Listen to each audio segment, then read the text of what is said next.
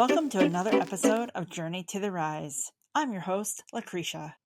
In this episode, I talk with Sherie Grossman. With a love for music from a young age, she found a passion for teaching. Taking the two things she loved, she curated herself an incredible career as a music teacher. I recorded this interview in early 2024, and since that conversation, Ms. Grossman has found herself with a new opportunity at a different school. It takes a special person to become a teacher. With a music teacher, that is an experience that gives a student an environment to have a safe place to be their authentic self. It is truly a gift our teachers give to students, and it is often overlooked. Let's not delay with this conversation and dive on in. Please welcome Mrs. Sherie Grossman. So today we're going to talk to someone who followed her passion and ended up becoming an award-winning music instructor. She is someone who knows how to orchestrate her students to not only have success, but inspire them to just find their own greatness. And I'm so excited for her to be here today. Sherie, thank you so much for being here. Thank you for having me. That's very sweet of you to say. It's so true. It's so true. It's really been fun to see your students, like watching them on social media, just blossom and grow into incredible individuals. And I highly, highly, highly commend you for being part of that influence. Well, thank you. Thank you. So, where did you grow up? Where was home for you? I grew up in Southern California and part of on the central coast of California. I was born in Orange County, and then my parents divorced, and I moved when I was 10. And I was very involved with music in elementary school and started playing the violin in second, third, and fourth grade. Then when we moved, my fifth grade, new fifth grade up in the Central Coast didn't have orchestra anymore. So I still wanted to play music, and there was band. So the band director, who ended up being probably the most important person in my life for a really long time, he said, "Well, you look like a clarinet player," and I was like, "Okay." So I started playing clarinet then in fifth grade and played through college. And never really, I wanted to kind of go back to violin, but never really had a chance to take lessons or whatever until I went into college and we had to do string methods and things like that. And it came back, fairly quickly, just the very basics. Not that I'm an accomplished violinist, because I am not. But I've always loved to sing. And but growing up, my grandfather was musical. My uncle, my mom's younger brother, was very musical. And my dad was very musical. So I had some musical inspirations all around me. But mainly, I think it was my band director that kind of pushed me, and I kind of fell in love with music somewhere in that junior high, middle school, eighth grade-ish time. So yeah. Wow. So were your family like encouraging you to play, or just because you were around it made you want to pick up an instrument? My family encouraged me. I just loved music, so that was an easy choice. My grandfather was the one who bought my first clarinet for me, and he was very supportive in everything. And I think the combination of that, my grandma tried to teach me piano. I actually tried to take piano lessons for a while, and I was not very good. Tried to pick up guitar, also not very good. But my whole family was supportive. I was also into sports in particular in high school, but even before that, I did soccer and dance and softball, and I tried everything. I wanted to try everything growing up. So I think I finally settled into music as my career. Probably in high school is when I really decided. But I did varsity sports in high school. I was a swimmer and I played water polo. So those were, Wow. so it was kind of weird. I was kind of caught in between, I was in kind of the academic classes, and I was in sports, and I was a musician, and I had a lot of theater friends. And so I kind of was all over the place in high school. I've always kind of been that way, where I connect with different people in different ways. And so anyway, that's kind of my inspiration is to, I loved music in high school, and I had a really great choir director, and I took piano from him as well as choir, and was in band all 4 years. So just, decided that's what I wanted to do with the rest of my life. Oh my gosh. So how did it work when you're in band and you're in sports? Like how do you manage that between games, competitions, performing? Well, we weren't a really high competition type group where I grew up. We did halftime at the football games, but it was kind of what I call park and bark, where you stop and you play, and then you move, and then you stop and you play. We played in the stands. We did parades. We were a parade band, and so it was Saturdays. It very rarely conflicted with swimming or water polo, which was during the day. We didn't do any after school band stuff. So didn't really have much conflict in that, which was great. Nowadays, it's almost impossible to do anything extracurricular, more than one thing at a time, at least. So I was very grateful that I could do both things. Yeah. Yeah. When I hear like my friends talk about their kids, I'm like, I don't know, when do you sit down?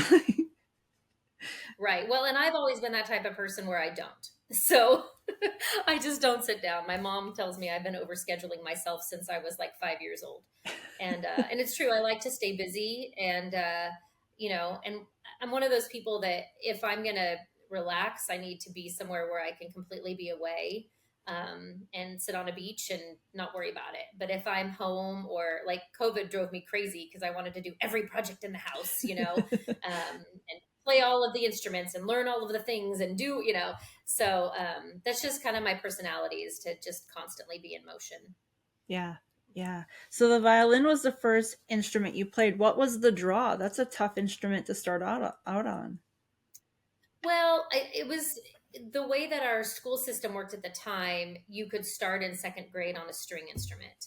And so, really, that's the easiest one to start. I mean, there were not second graders that started on cello or viola. Everybody pretty much played violin.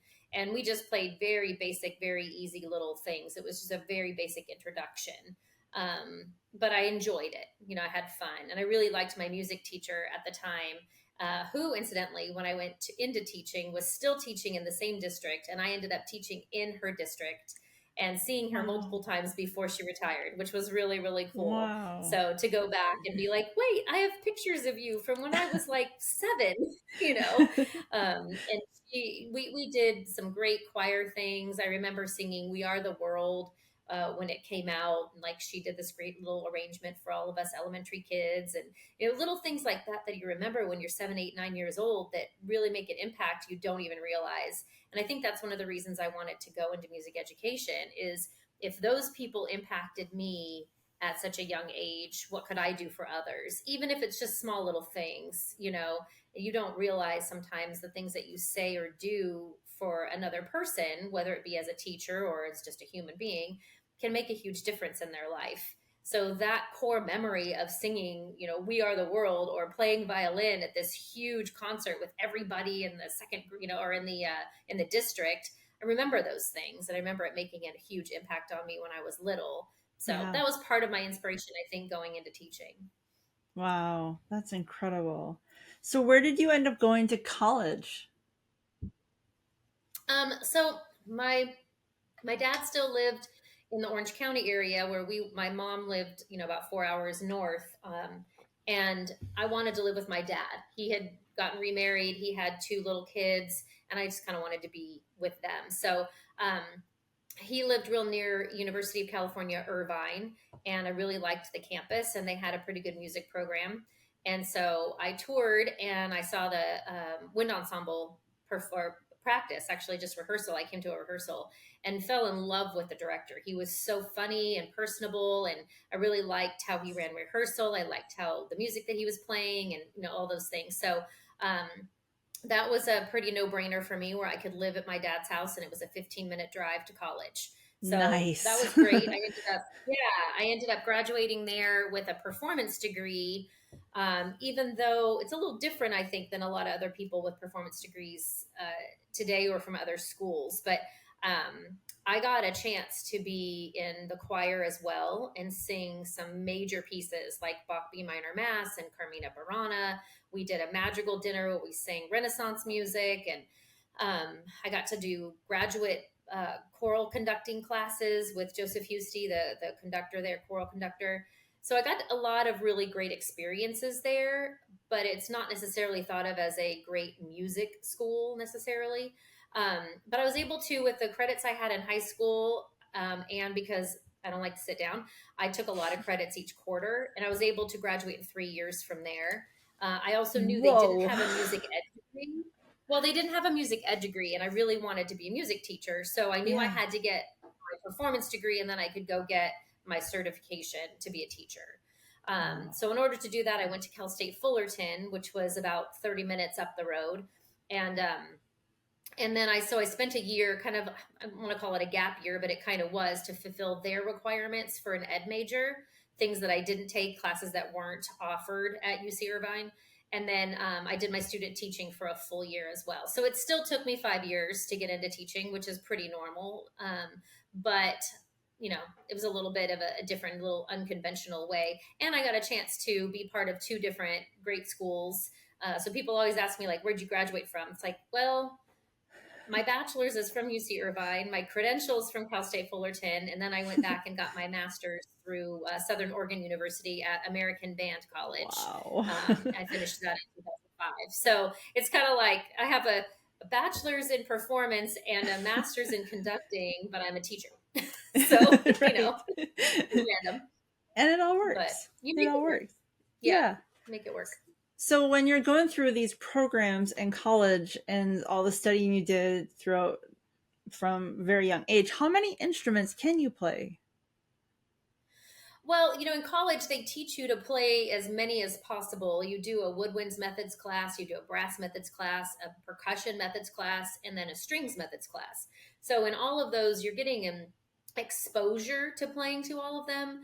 Now, as far as being able to play at a high level, clarinet's my main instrument.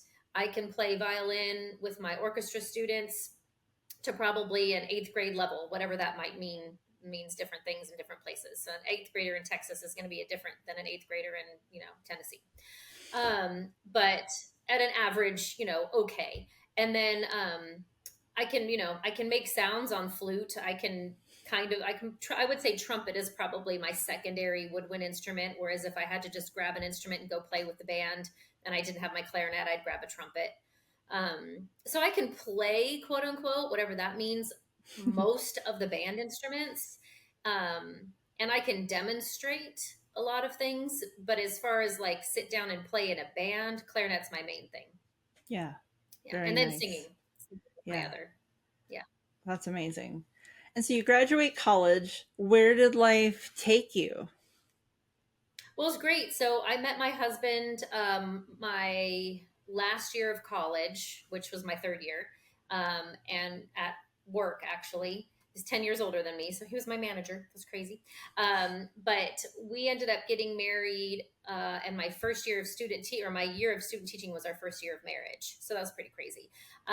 But during that student teaching year, the district that I was student teaching in, all of my master teachers really liked me. So it was pretty easy in some ways to kind of get in with that district when a job opened up. So my first job was at Shore Cliffs Middle School in San Clemente, California. It's South Orange County, so above Oceanside and below LA. But it was beautiful, block from the beach. I taught sixth, seventh, and eighth grade band and orchestra. And it was great. It was a wonderful job. I'd still be there today if we hadn't moved, which is a whole nother story. But I was really lucky to get into that and had, so much of what you get is people that and word of mouth and recommendations and that kind of stuff. And I had some really great influential master teachers that thought highly of me. And so the principal took a chance on it and it worked out really, really well. So I Wow. loved it. It's a great first job. No kidding. It sounds incredible. Pardon the interruption. We're going to take a quick break from our conversation and be back in a minute. Are you looking to capture life's most precious moments in stunning detail? Whether it's a milestone event, a family portrait, or a special celebration, Girl Boss Photography is here to help you tell your unique story through the lens of a camera. At Girl Boss Photography, we specialize in portrait photography, which includes high school seniors, engagement sessions, families, mom and me sessions, headshots, and personal branding. I am there to capture those fleeting moments. My goal is simple: to provide you with timeless images that you'll cherish for years to come. With a passion for creativity and a keen eye for detail, we bring years of professional experience to make you feel comfortable and confident in front of the camera. And because we love our community, we're offering a special deal just for podcast listeners. Book a session with us today and get 50% off your session fee when you mention this podcast. Be seen in photos, whether it's for an engagement or couple session, family photos, high school seniors getting in their photos, or just a fun shoot with friends. We'd love to capture your moments. Head to www.girlbossphotography.com. You can send a DM on Facebook at girlbossphotography615 or head over to Instagram at girl.boss.photography to get more info and to book your personalized session. Welcome back. Ms. Grossman leads by example by putting in the effort to show her students what is possible beyond the classroom. From being in nationally syndicated parades to going after awards that benefits herself and her career, she is such a go-getter and an inspiration. So let's get back to our conversation with Sherie Grossman. And then how did the Yeah. opportunity to be the assistant band director and assistant choir director at Mount Juliet High School come to you? Because you're in California and that's in Tennessee. Right. So we started having kids in 2000.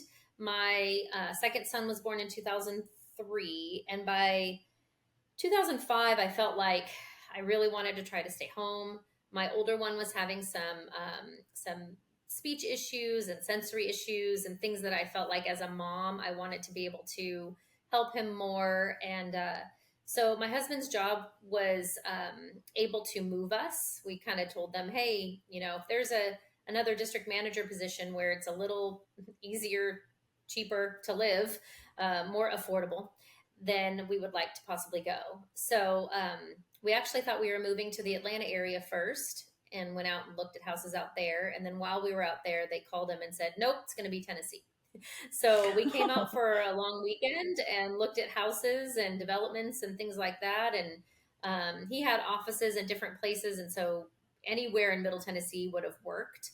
So we looked at Hendersonville and all that too, and decided on this subdivision and this house.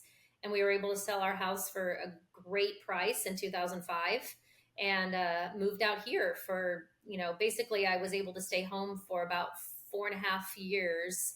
Had our daughter in 2007.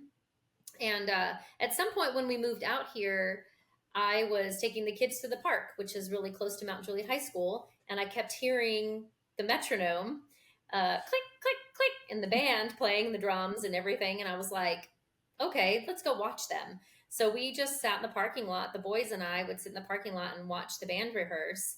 I was like, I need to meet this band director. This band looks really awesome. They're so disciplined and they sound great. And this looks like something maybe I could be part of, or maybe just teach private lessons, because I was going to stay home with the boys, but I still wanted, like, the draw of teaching music is always there for me.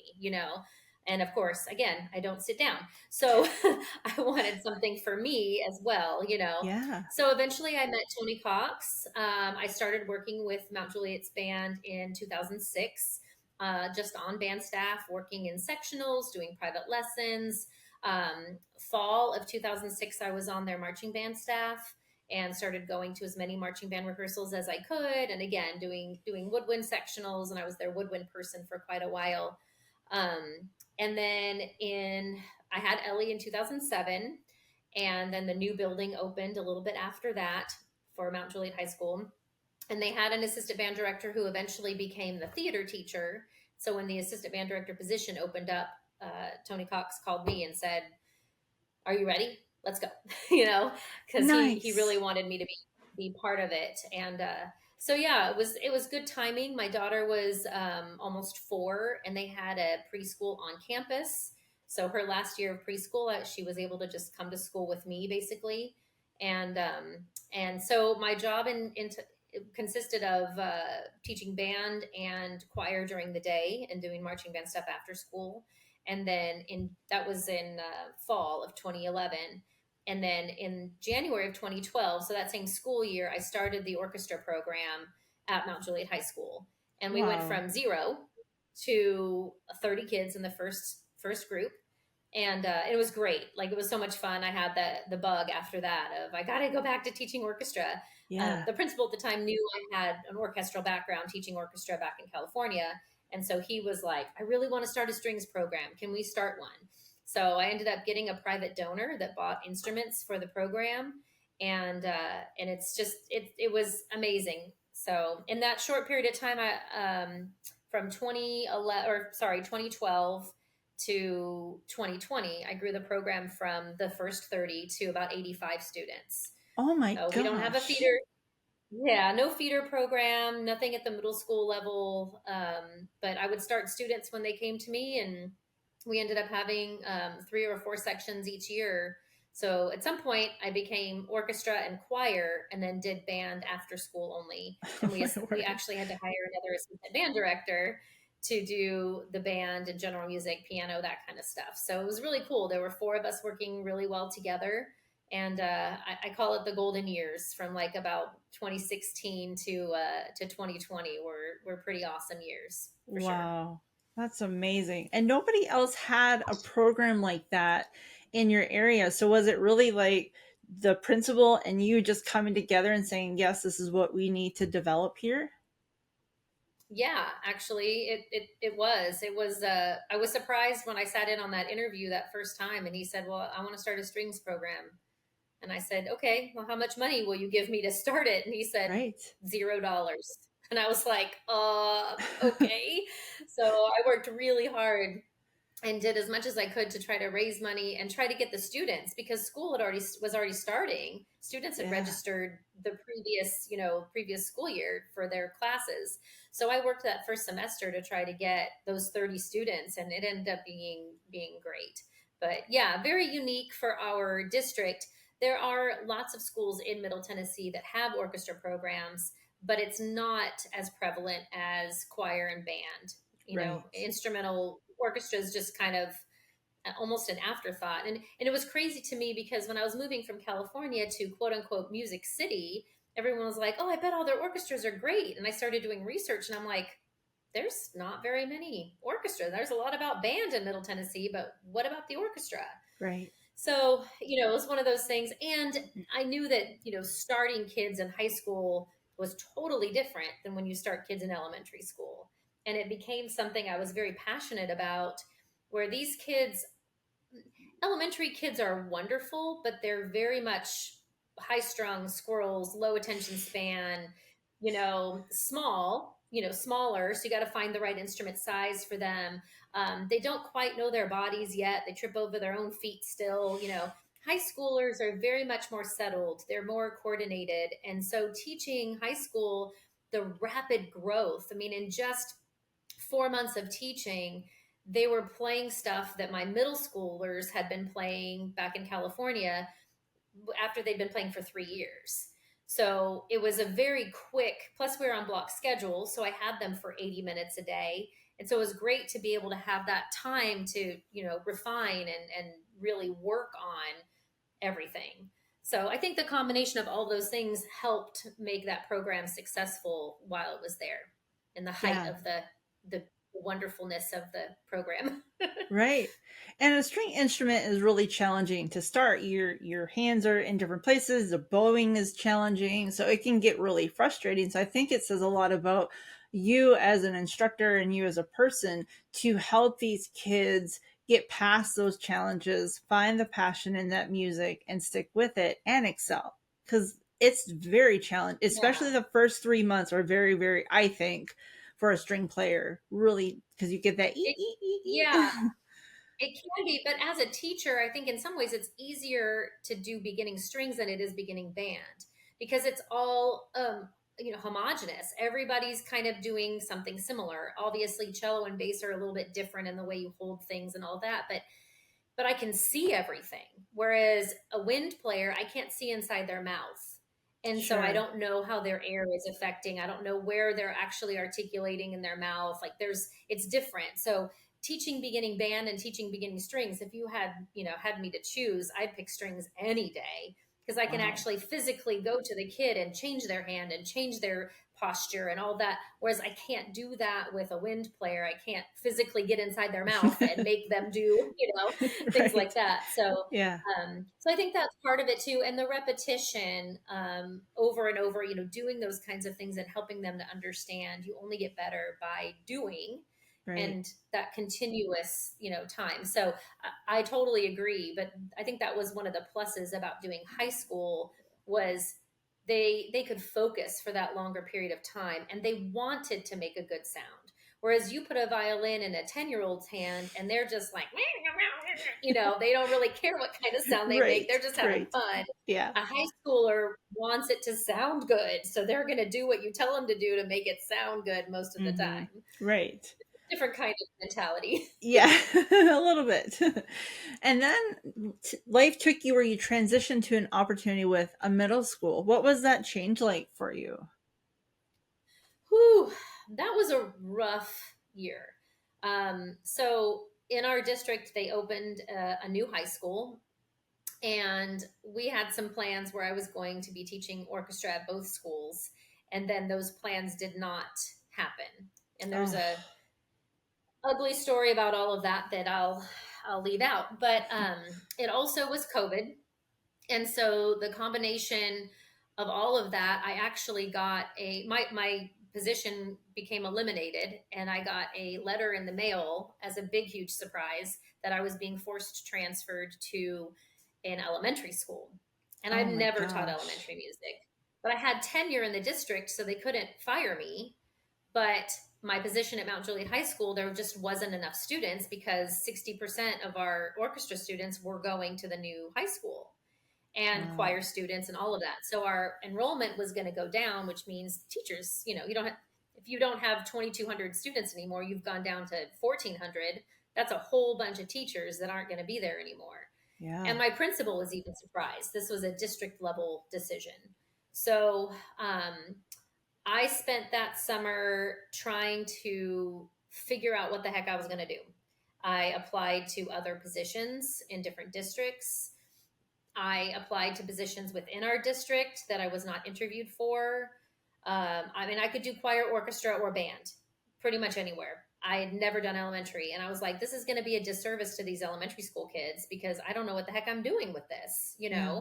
There's a special place in my heart for elementary school music teachers. They do so much with such squirrely little dudes. And Yeah.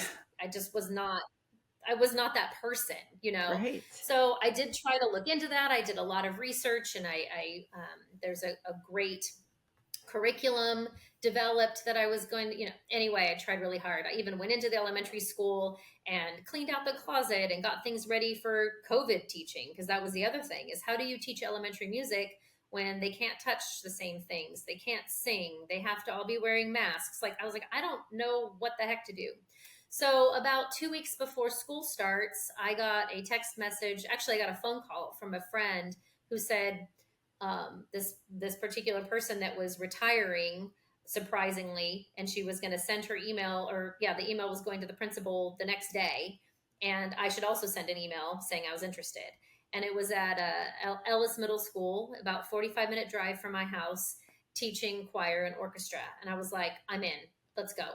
So I had an interview at 1 o'clock, and by 1:15, the job was mine, which was great. Wow. Um, my other school district let me out of my contract so that I could go, and I started school 2 weeks later at a totally different school, totally different district, and it was great. It was, I really feel like it was a blessing, and one that I didn't expect, at the time. Yeah. I thought I wouldn't go back to middle school.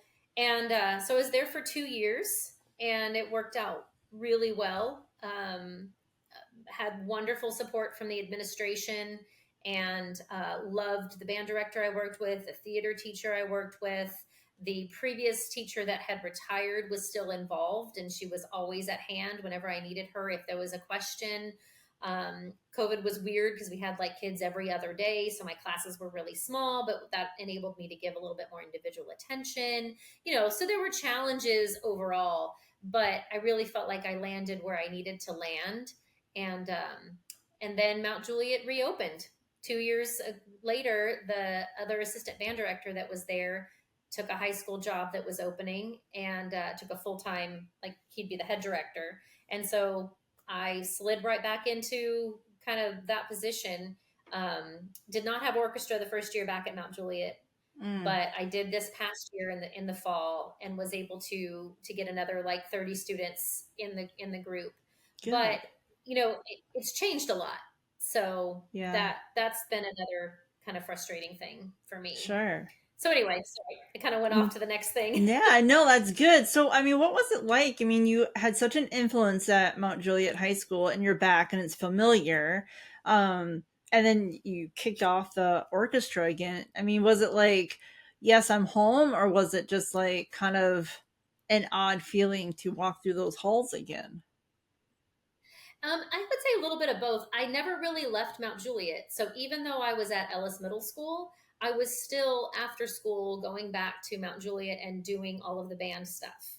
I was still considered in the band director's mind one of the assistant band directors. I was still doing all of the marching band stuff, and winter, they do winter groups as well. So I was doing winter winds with him as well. So I was still basically working there, but just after school hours. In some ways, I felt like I hadn't ever left. I just had Sure. left during the day for a couple of years, and then I went back. So Yeah. yeah, moving back into the office that I had had for so long was kind of surreal, but it definitely felt like home. And yeah, I was glad to be back. The difference is things had really changed, just in general. The demographics of the school, with the new opening of the other high school, we still had a lot less students, and so trying to rebuild, quote unquote, rebuild the programs. Choir numbers were still, not as big as they used to be, so that was just weird. Um, so I taught general music, I taught piano, and I'd never taught piano before. And so Sandy Elliott, the choir director, had really helped me go through and figure out how to teach the piano classes. And now I love teaching piano. That's been a real blessing. Also, is having that skill set that I thought I would never be able to do because I'm a horrible piano player. But I'm not a very good cello player either, but I can teach you how to play it, Yeah. that kind of thing. So I approached it that way, where I'm not here to always have to demonstrate how to do it. I'm here to encourage and keep working with them so they can learn how to do it. Yeah. And so that's been super fun to watch these kids that have never played an instrument before, and have always wanted to play piano, learn how to read music, learn how to read rhythms, learn how to play even basic things with two hands. The first time they play with two hands, it's like, "Ah," Yeah.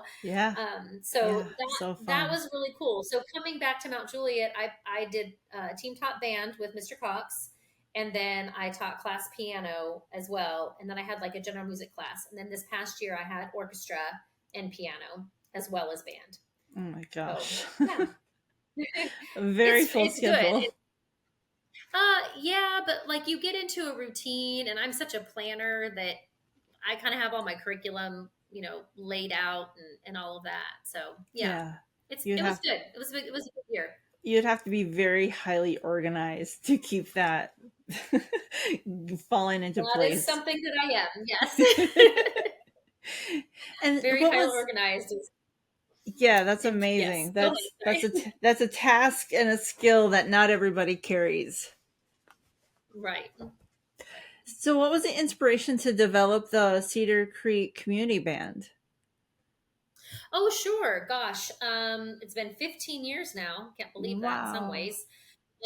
I know. So when we moved here from California, when I was in California, I played in a community band and I loved it.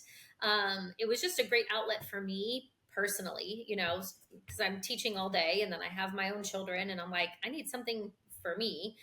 And so I would go and play once, or I think it was once a week rehearsal, maybe twice a week rehearsal. I think it was once a week rehearsal, for a few hours. And then we'd have a concert every, 8 weeks or whatever. And I loved it. So when I moved here, I was like, oh, I want to, get connected. I joined a mother, the preschoolers group, so I could make some friends because I knew nobody here in Tennessee. I'm like, I'm moving to to me, it was the middle of nowhere, Right. and so I made a lot of friends there. But then I started looking for a community band, and I found one in at band that was actually rehearsing at Vanderbilt. And so I would drive into Vanderbilt and do that. And it was fine, but I didn't love the drive into Nashville. Right. And then I was pregnant with my daughter. And I was like, I'm not going to want to do this with a newborn at home. And it's too far and whatever. So, anyway, my mom actually said, well, why don't you start one in your area? And I was like, how do you start a community band? Like, that's not something you do. So I saw in the newspaper there was a local jazz band, and there was a local like Wilson County Arts Guild, and all kind of sponsored by the Chamber of Commerce. So after I had my daughter, I kind of looked into it more and met some more people. And working with Mount Juliet High School, I was able to meet some more people and kind of talk to people about it. And I found there was really a need. And Tony was willing to let me use the high school building and the equipment and all of that. I got Wilson County permission Wow. to go in and do it. And I handed out flyers and put it in the newspaper and set it out on social media and all of that. And that first rehearsal, we had like 45 people show up. I Oh was my like, gosh. okay, I guess people want to do this. Yeah. And it's been going strong. So that was January of 2007. No, I'm sorry, January of 2009. Whew. And yeah, so my daughter was a year and a half old. No, little over two. That's right. Yeah, she was a little over two. And so my husband would watch the kids, and I would go do community band. And Wow. I had a couple people that have helped me over the years. And then Ben Chanel from Lebanon High School has been the associate conductor probably the last, gosh, close to 10 years now. And that's been great. So now we rehearse at Lebanon High School, and yeah, we have anywhere from 35 to 75 people in the group each season. Oh my So it was gosh. great. And when we had to shut down for COVID, it was we tried to do virtual. I mean, people really still wanted to play. They were emailing me all the time. What do you think about this? Well, what if we try to do that? Like, they were trying Yeah. everything to get back together. So it's definitely, important. I did take a year off. Last year I sang with the Nashville Symphony Chorus, and they meet at the same time on Monday nights. And so I had some people, I took a sabbatical, whatever that means, so that I could go, sing, because I really, really wanted to sing. They were doing Mozart's Requiem, which was like a Oh bucket list thing wow. for me to sing. Yeah. And so I had some people step in and conduct and all of that, which worked out really, really well. But I also knew that, like, being somebody that's been part of a community band, and when you get used to having the same conductor, the same people leading, when you have a whole bunch of other random people, it gets a little bit chaotic and a little bit different, to where people were like, okay, are you coming back or are you not coming back? Because we're going to decide whether we're coming back if you're coming back. Right, right. So, like, Yeah. no pressure. So this past year I came back, and we had a great season. And I plan to be there again next year. I kind of been taking it one year at a time. At this point in my life, I kind of feel like I would love to have some younger person who's organized and on fire and would love to take it over, or a retired person, conductor Yeah. that would like to do it and that be their passion. Yeah. Um, but for now, I'll stick with it. And what a For now. blessing to the community. You're not only giving these people an outlet to be able to have a space to play, connect with other musicians, but you're bringing these opportunities for the community to enjoy orchestrated music. Like, what an incredible blessing you've done for that area. Well, thank you. It's fun. Yeah, we have a good time. So, That's yeah. amazing. And you're a very well honored instructor. When I was researching your background, 2018, you're one of the 50 directors who make a difference, one of 30 CMA Foundation's 2019 Music Teachers of Excellence, a semifinalist for the 2020 Grammy Music Educator. I'm sure I'm missing many more. I mean, what does it feel like to I also have? was a Yeah, I Yes, was also a please. CMA Music Teacher of Excellence in 2023. So 19 and Okay. 23. I've gotten the award twice now, which has been amazing. Yes. I mean, what does it feel like to have these acknowledgments towards your hard work as a music instructor? Well, I think a lot of times music teachers feel overlooked. or not as important as other teachers that are core Yeah. subject teachers.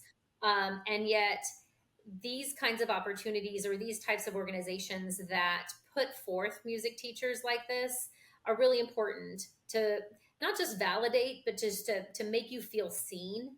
And the Country Music Association Foundation, in particular, has done so much for music education over the last 10 years or so of all the initiatives that they've done, all the grants and things like that.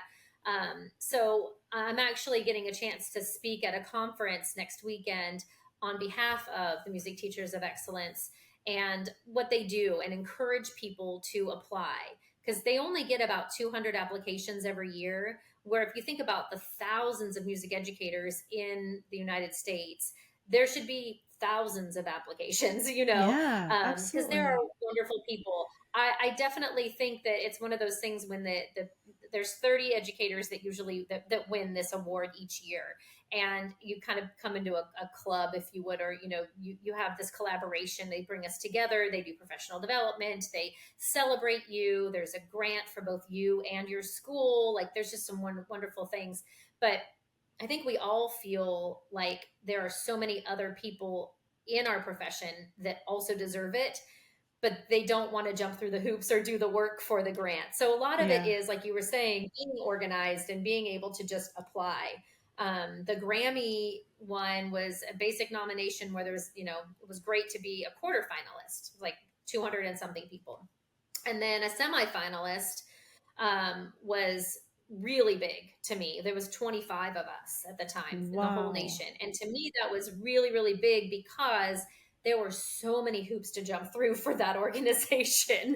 Like Yeah. you had to do, so, I mean, probably 15, 20 hours worth of recordings and interviews of students and letters of recommendation and answering questions and all of that. So a lot of these awards aren't just because you're a great educator, but it's because you're willing to put forth the time to have the recognition.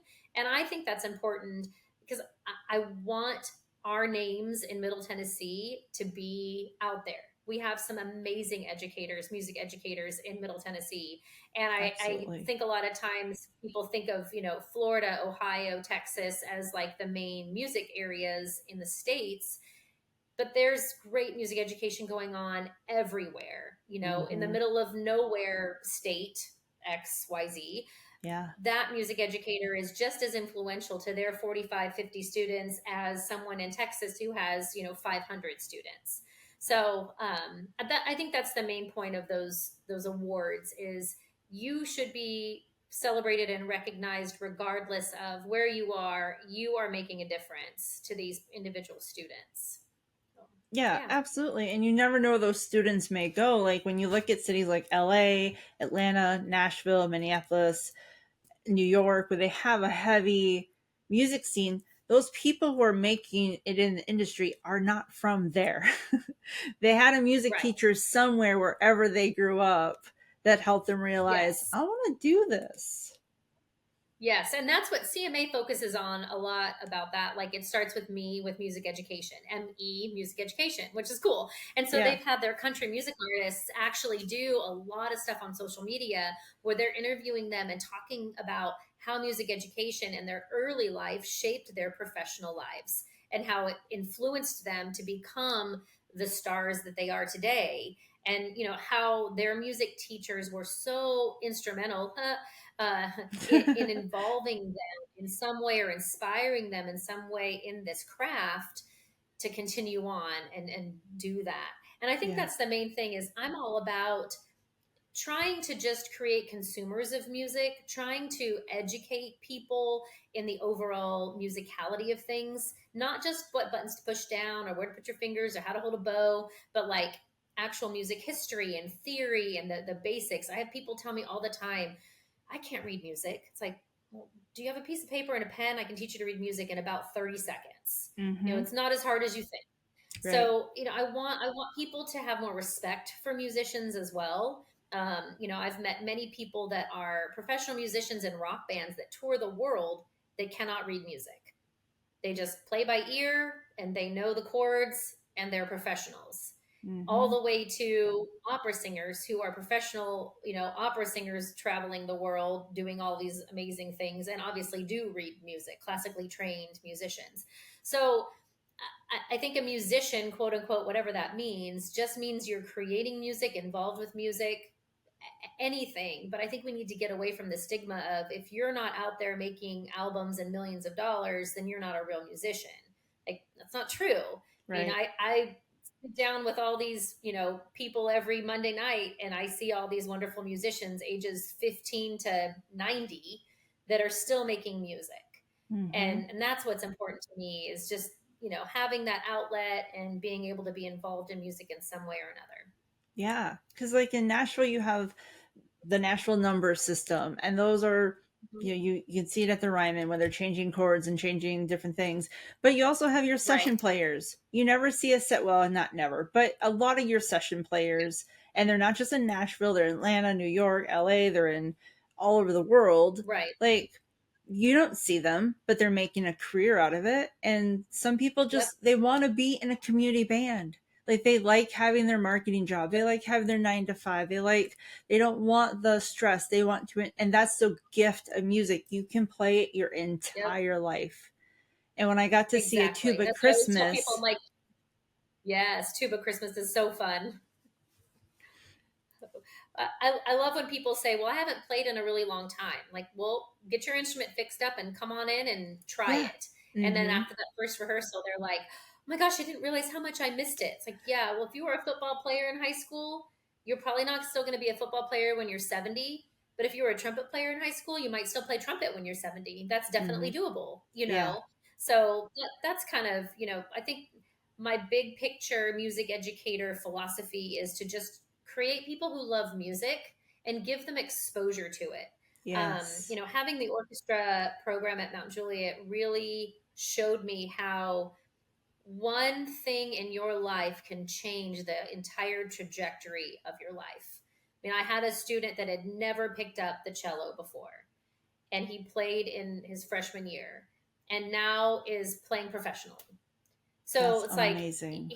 if the orchestra wasn't there at Mount Juliet High School at that time for him to try that, where would he be now?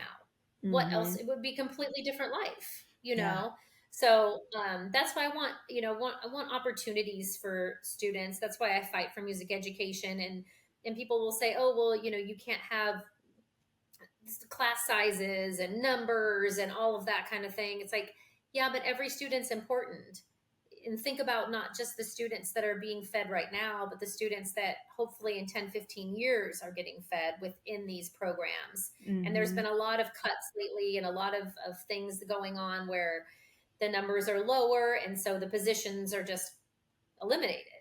And now that's all those students that aren't going to have that possibility of it changing their lives. right. So that's another one of my soapbox things. Yeah. Sorry.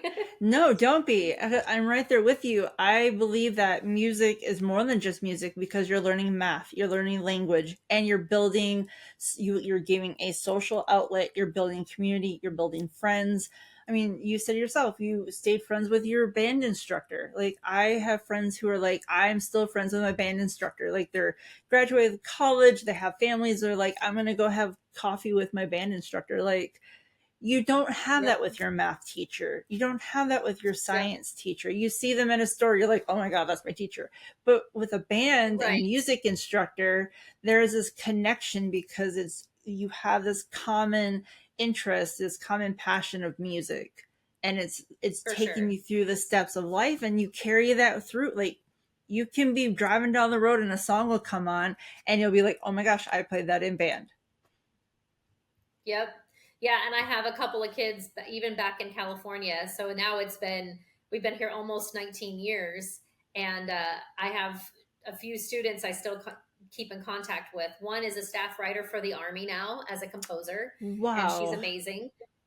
One is a violist and has played with Beyonce, plays on film scores. She's been on the Grammys, she's been on the Emmys, she's been on the Tonys. Like she's played all throughout the world. She toured with Willie Nelson, like all these crazy things playing viola.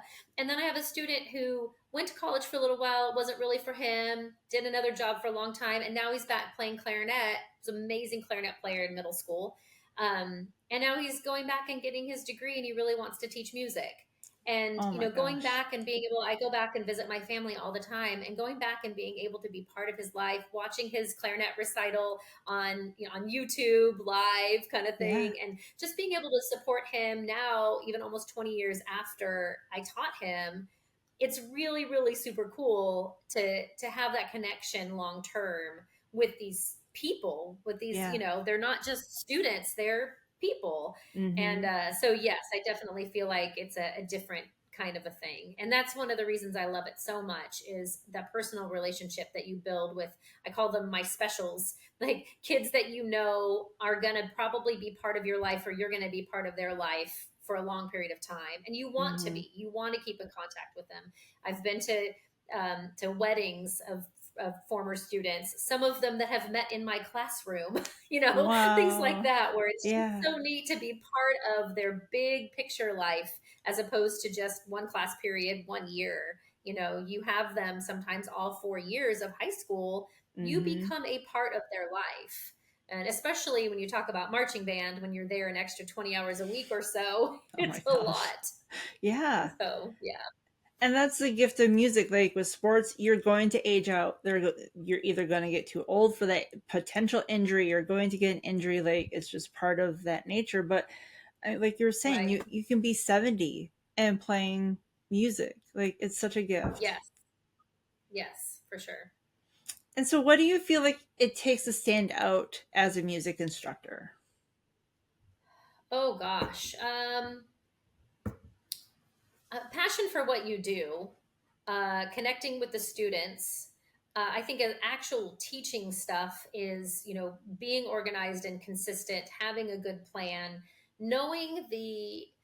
I see this a lot with younger teachers, but knowing those boundaries between being their teacher and being their quote unquote friend.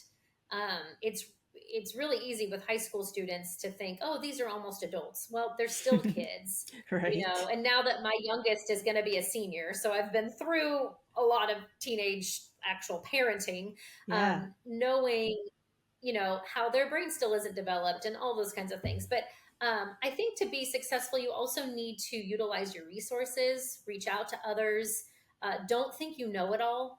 I've had some student teachers that have come in and been like, "Oh, this is going to work," and it's like, I don't know about that. Well, I'm just going to keep teaching it until they get it. It's like, well, sometimes the things you think are going to work don't work, and you got to figure out why and how to adjust.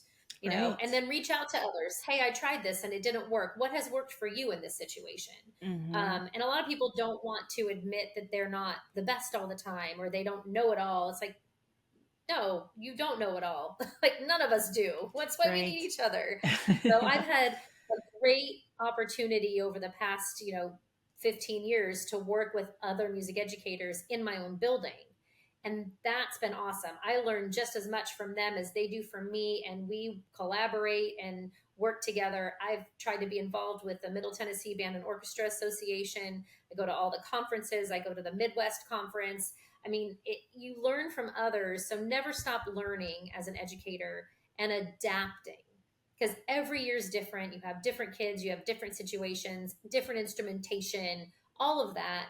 But Mm-hmm. you have to be adaptable, you know, to each situation. Yeah. So, and then just, you know, I think there's a lot of bureaucracy and a lot of noise that goes on behind you with a lot of stuff. Try to focus on the good every day. Try to focus on what you're really there to do. And don't let all of that other junk that's happening in the world, in the district, in the school hinder what you're trying to accomplish. You know, Yeah. that's a tough one sometimes too. Right. Right. So yeah. And when it comes to conducting, is there a particular skill or craft to conducting a group of musicians? Oh, that's a tricky question. I think everybody is unique. I mean, I've worked under tons and tons of different conductors and found something interesting in each one of them and different. I don't think there's one formula. I mean, I think you need to know your music, know the score, know what you're doing, um, know the parts, and and I think being able to almost troubleshoot beforehand. I mean, it's kind of like a really good mechanic when you start to describe to them what kind of your car's making this sound and it sounds like XYZ. And they go, oh, it's probably this or that. It's the same thing with, I think, teaching and conducting is the group's probably going to have a hard time here and here and here. So kind of knowing ahead of time your plan to address those issues or possible issues. I think the more you do it, the more those things come up and you realize, oh, this group's having the same problem as that other group that I did had. Mm-hmm. Um, yeah, I'm not quite sure there's a direct formula of any kind with that. A lot of it is experience you learn by doing, and a lot of it is you learn by making lots of mistakes. And community band was one of those things where I was like, oh my gosh, there's all these adults in front of me. These aren't kids. You know what I mean? Like these people, some Yeah. of them have music degrees and they're way older than me and they've been doing music a lot longer than me. And you're so intimidated. But if you can go up there and even say, hey, I'm not quite sure on that one. What do you guys think? Again, Yeah. making it so it's not always about you. And Mm-hmm. so anyway, I'm not sure I answered your question, but No, you did, because it makes sense to be willing to bring a humbleness to the stand instead of this arrogance of I know everything, it's going to be fine, and being honest and vulnerable and humble and willing to get the feedback from these players who are before you. That's brilliant. yeah. Well, and the best conductors that I've played under have been people that have talked less and played more, been able to address certain situations or certain issues quickly, and then let us fix them. The worst have been ones that do, essays on this music or on the podium about, oh, when I was a kid, blah, blah. It's like, I don't care. Can we just play? So, it's knowing your audience too. If Yeah. you're working, I've seen some amazing conductors work with our middle school and high school honor bands, and the way that they address the kids and the fun activities that they do. I mean, Angela Ammerman has came down and worked with our mid-state orchestra and all state orchestras, and her energy is always up. It matches what the kids need, and she gave them lots of little breaks and little games and little things for our middle schoolers. And then when she worked with the high schoolers, it was a little more serious. And so you kind of adjust to the group that you're conducting as well, but make it fun for the Right. performers too. You don't want to just drudge through and let's play note by note. There's definitely things that are good and things that are not so good Yeah. with it. So And music yeah, is meant to be fun. exactly, exactly, for sure. Like, go be bored in math class. Oh yeah, exactly, for sure. So when you're working with your different students and you're teaching them like breath control, is there like exercises or something that you encourage them to do to increase their ability to have a good solid control of their breath? Yeah, both choir and band I think are very similar in that. We I've been very inspired by the breathing gym, which there are two tuba players that developed this, Patrick Sheridan and Sam Palaflin, and it's been about 20-ish years that they did this. About 20 years ago they developed it and did like a whole series, a DVD series and all of that. And I think they've inspired a lot of what we as band directors in particular do. But also I've been able to apply that to choir completely with the breath control. So there's different exercises we'll do depending. um, in choir it's a little bit more about the longevity of your breath support, being able to phrase longer and use your voice. And then in band, obviously every instrument's a little different. Playing flute is going to be no resistance at all. You're going to run out of air faster than playing oboe, which is probably the most resistance, or French horn, where you have a tiny little mouthpiece. So utilizing no instrument and using your breath control there. I mean, there's breathing exercises that we do with marching band and concert band every single day. and then choir exercises, warm ups that we do for breath control, as well as individual breathing exercises. So it just kind of depends, but yeah, for sure. For sure. Wow. And so, what inspires you in life and in music? Oh gosh. Um, the students inspire me, to be completely honest. Watching them perform, watching them grow, seeing the first time we play through a piece to the actual performance of it, and the growth in between, the days where there's little light bulbs going on, whether it be playing or history or theory or whatever. All of a sudden my piano kid being able to play both hands at the same time without pausing in between, oh, hey, you kept it steady that time. Little things like that. I mean, that's really why I do what I do. And, my own kids are musicians as well. And my youngest, who will be a senior, is going to go into the playing flute professionally, is what her goal is. And Wow. just seeing how much time she puts in, she's way better musician than I ever have been, and or ever will be. And so it's amazing where how much time do we have? 30 minutes. Okay, great. I'm going to go practice. Like that's what she wants to do with her downtime. Hmm. And so being able to see that there are teenagers out there that this is their lifeline, that these are the things they love. But that's probably, I think, what inspires me is just the students and watching their growth every single day. Yeah. Yeah, that's pretty exciting. And you also had an exciting and quite the opportunity that came to you last November because you performed in the Macy's Day Parade, but you didn't go Yeah. alone. You took somebody with you. Well, actually, what was really cool is my daughter got to march with the Macy's Great American Band, and then the band director at Mount Juliet got to march with the same group that I marched with, the Saluting America's Wow. Band Directors Band.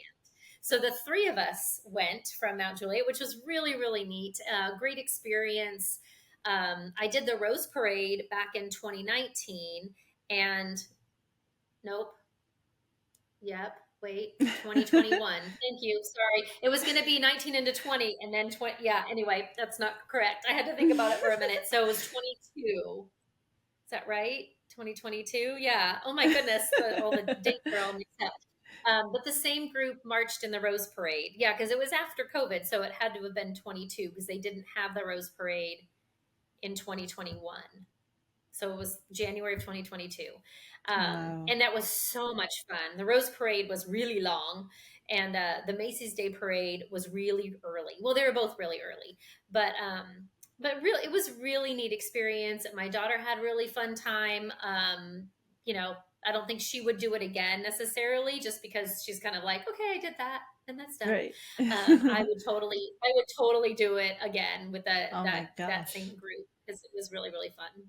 So, what's it like to prepare for such a huge parade? I mean, this is largely a large televised event.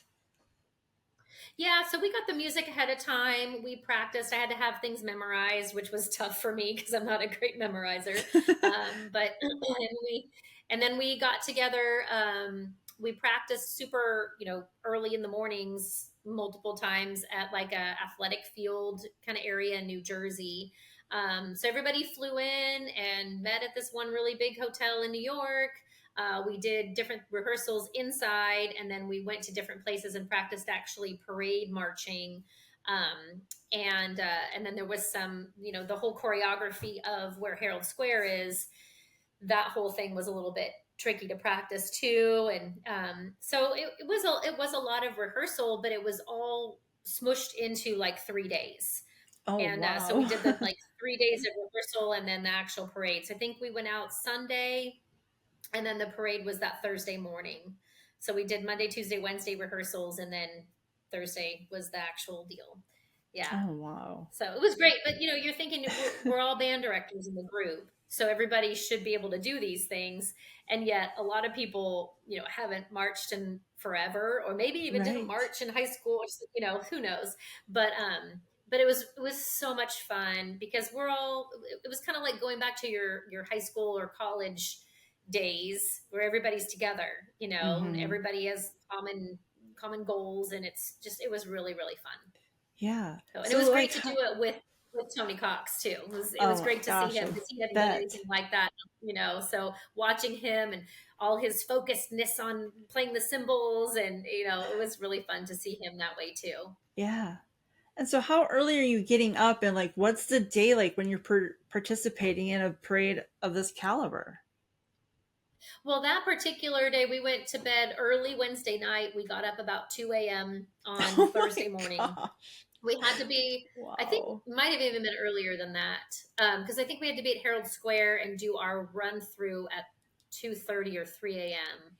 And then you go somewhere and you eat breakfast, and then you go to the parade lineup area and kind of wait for about an hour ish before everything starts. But everybody has to be lined up ahead of time. Um, Right. so yeah, it was a lot of hurry up and wait, get on a bus, go sit in traffic, go over here. But yeah, the parade itself wasn't very long, but oh my goodness, there were so many people. I just couldn't. The Rose Parade, there were a lot of people on the sidelines. The Macy's Day Parade was ridiculous, like 40 people deep over here, people up in high Whoa. rise buildings watching from above. I mean, it was pretty intense. It was a shorter parade, but a lot more people. Yeah. Yeah. So I just have to ask, how bad do your feet hurt after 3 days of rehearsal and then walking in this parade? It's fine. I do a lot of physical activity and I'm on my feet a lot, so it was fine. That was no big Okay. deal. I've always Yeah. wondered that when I watch them go through, I'm like, how bad are their feet hurting at the end of this? And you get used to we were able to wear like our own black shoes, so everybody kind of had their own tennis shoes. We didn't have to wear those super uncomfortable marching shoes or whatever, so we were able to, I wore good tennis shoes with my insoles in there, so it was Yeah. fun. If there's someone or a student or maybe even an adult who wants to get started in music, what advice would you give them? um do you mean like playing new or being a music educator, or what do you Like mean? playing new, like let's say they're just wanting to get started, and maybe they played in elementary school or middle school and then they quit because practice is Mhm. hard. Or maybe it's an Yeah. adult who saying, I've always wanted to fill in the blank, play instrument. Like, Yeah, where would they get I started? would What find a would you advise? private lessons is the main thing to go. If there's always a music store in your area that can give you people that could do lessons, or sometimes there's actual music schools for that as well. And that's the main thing is, if you didn't grow up playing or you haven't played in a long time and you want to relearn, kind of, I would definitely do private lessons for your instrument. Nice. And if there's someone who wants to pursue being a music teacher, what would you share with them? Mhm. Well, I mean, they have to go to college, so you actually have to get a degree in it. There are ways that you can get around that if you have a degree in something else, and then you can take what's called the praxis exam, and then But I highly recommend student teaching. If you are somebody who's maybe interested in that, and maybe you're out in the professional world that doesn't have to do with education, I would substitute and see if it's really what you would like to do. A lot of music teachers will say, "Hey, we would love you to just be our music sub," and if you can be the music sub for that district or whatever, it's great to be able to have. We have some retired people or some students that ended up getting their education degree that didn't necessarily go straight into teaching that have subbed for us, which is really nice. But yeah, I mean, find a good school near you that has a good music education program, and join it. Yeah. So, mhm. So what's next for you? So I have accepted a position at a high school in Bellevue, Tennessee, part of the Metro Nashville public school system. And it is an orchestra position where I'll be teaching 2 classes of orchestra, and then we're starting a class piano lab as well. So I'll be Wow. doing at least 2 classes of piano. So I may be team teaching a section of band, but I won't be doing all the after school stuff. Part of the inspiration is the high school marching band at Mount Juliet is very competitive, and that's why they're so good. They put 20 to 30 hours a week extra time in, and I'm going to be a grandma in Oh August, my and I gosh, really wanted congratulations. thank you. I wanted some extra time and not always to be at band, which, the last 18 years, I've pretty much had to say no to a ton of things because of the band calendar and the band Yeah. schedule. Yeah. So I also really wanted to grow an orchestra program a little bit more, and I don't see that happening at Mount Juliet the way that I really wanted to kind of revitalize it. It doesn't seem like that's going to happen. So I was a little bit frustrated with that and wanted somewhere. And James Lawson High School came to me. Their choir and orchestra director had come to me when I was at Ellis Middle and said, "Hey, this program's growing. Do you want to be part of it eventually?" And I was teaching middle school, and I was like, "Yeah, I'd love to get back to high school." That Yeah. was before I went back to Mount Juliet, but it still was like, this may be a great opportunity and a great time to go try something different, something new, at a different school and district, and be able to have more time, work from 7 to 2 and not Mm-hmm. from 7 a.m. to 10 p.m., Right. which is Yeah. kind of what I felt like I was doing with Mount Juliet. Mm-hmm. So yeah, it's a little bit more money overall too. And so Yay. kind of all of it Good. together, yeah, it hopefully will be a good change for the family, where I can be a Mimi. That's going to be my grandma name, I Mimi. love it. So if someone wanted to find out more about the community band and groups and different things about what you're doing, where could they look for that information? Sure. So the Cedar Creek Community Band has a website. They can go there, and my email address is on there. We have both Instagram and Facebook social media, so they can send me a message through that as well if they're interested in playing. We rehearse usually Labor Day to Memorial Day, so September through end of May, and take the summer and the first month of school off just to kind of give us a month to kind of figure out what life looks like in August. Yeah. And we usually perform 4 times a year, usually a fall concert, a December concert, and at least one spring concert, if not two, kind of divided up, maybe one in March and another one in May.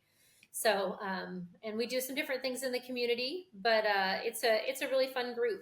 So yeah, they can contact me through that. Excellent. I'll get that posted in the show notes. I know you're super busy and I really appreciate your time. Thank you so very much for being here and just sharing your inspiration and everything that you've done to inspire others is just such a blessing.